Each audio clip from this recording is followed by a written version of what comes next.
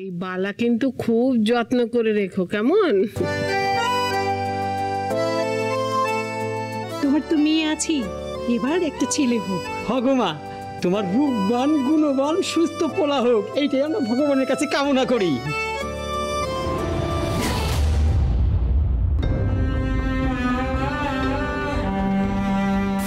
স্বাদ নিয়ে এত আদিক্ষেতা করার কি আছে আমি ঠিক বুঝতে পারছি না। আপনাদেরও তো ভাবা উচিত যে আপনাদের বাড়ির মেয়ে রাইমা, ওর মনে কতটা কষ্ট হচ্ছে সেসব নিয়ে তো কারোর কোনো ভাবনা নেই দেখছি, তাই না? এতে আবার বোঝার কি আছে? না মানে রাইমাদির গাছে যে ফল ধরবে না সে তো আমরা সবাই অনেক দিন ধরে জানি। Shut up.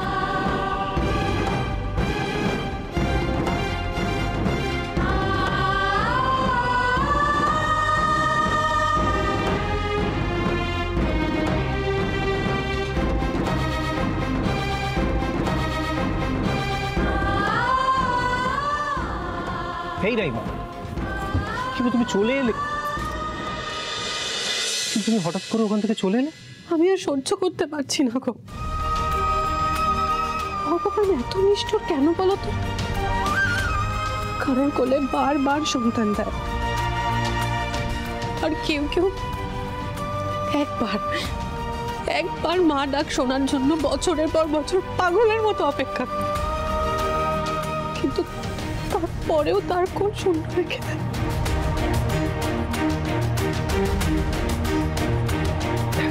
এই রাইমা, কি হচ্ছে? দেখি দেখি দেখি। আরে বাবা, তোমাকে তো বলাই হয়নি তোমার জন্য একটা গুড নিউজ আছে, সেটা তো তোমাকে দেওয়াই হয়নি।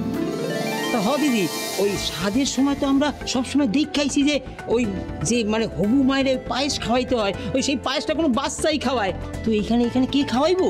আমার এক ছেলে তো আছেই। ঝলমল, যাও তো বাবা, আলুমাকে পায়েসটা খাইয়ে দাও। ঠাকুর করুন তোর মতো যেন একটা ফুটফুটে ভাই হয় তোর। এই খারাপ পায়েস খাওয়ানোর আগে আর একটা নিয়ম আছে, এইটা তো রক্ষা করতে হইব নাকি? ওরে বাবা, কলা একই জ্বালা। আরে বাবা আগে তো দেখতে হইব যে হবু মায়ের পোলা হইব না মাইয়া হইব, সেটা তো দেখতে হইব।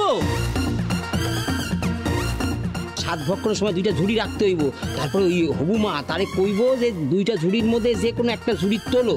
এখন নিয়ম হলো যে এই দুইটা ঝুড়ির একটা ঝুড়ির নিচে ওই নোড়া থাকবো, আর একটা ঝুড়ির নিচে থাকবো সে প্রদীপ।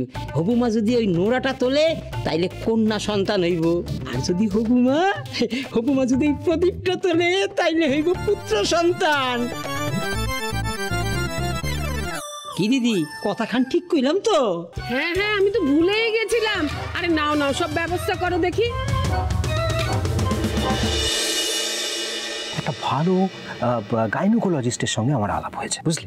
খুব নামকরা ডাক্তার, 1000 টাকা ভিজিট, 2 মাস আগে অ্যাপয়েন্টমেন্ট করতে হয়। একবার যদি ওনার কাছে নিয়ে গিয়ে তোমাকে দেখাই, একটা দুটো বাচ্চা পুরো ফুটবল টিম দাঁড় করিয়ে দেবো। কি যে বলো না তুমি, খালি ফাজলি। শোন না ওদিকে কিন্তু আমাদেরকে আবার সবাই খোঁজাখুঁজি করবে, ফালতু এখানে দাঁড়িয়ে থেকে লাভ নেই। চল। তুমি যাও, আমি একটু জল খেয়ে আসছি। তাড়াতাড়ি।